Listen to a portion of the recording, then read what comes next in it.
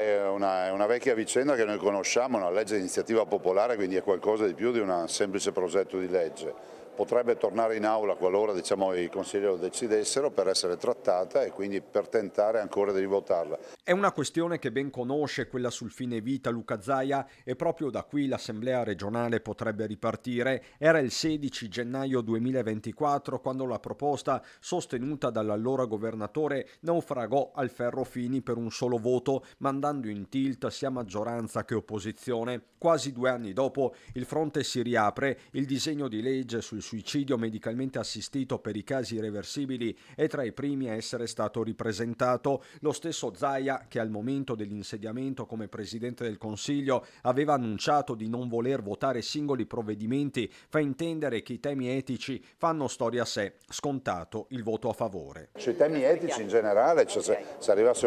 una richiesta di un progetto di legge su un tema etico va al di là delle posizioni politiche, non c'è un ordine di partito, sarebbe un guaio se ci fosse un ordine di partito.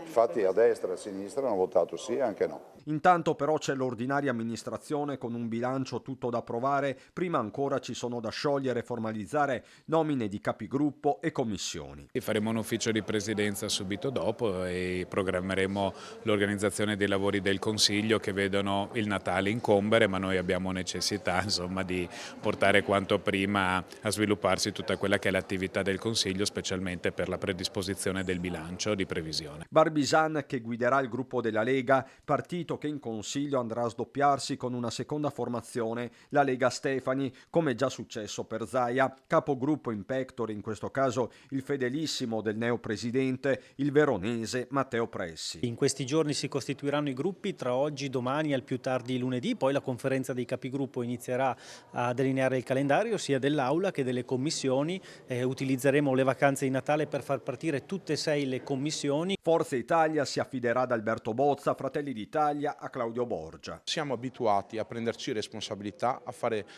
scelte, a prendere decisioni, quindi è ovvio che quando uno ha un ruolo così impegnativo si sente responsabilizzato. Nel centro-sinistra Rossella Cendron rappresenterà le liste civiche che si erano schierate per Manildo. Guardo soprattutto Belluno e Rovigo in particolare, allora calcherei un po' la mano sull'attenzione a chi finora si è sentito dimenticato. Non perderemo l'occasione di ribadire questo importante messaggio da questi territori.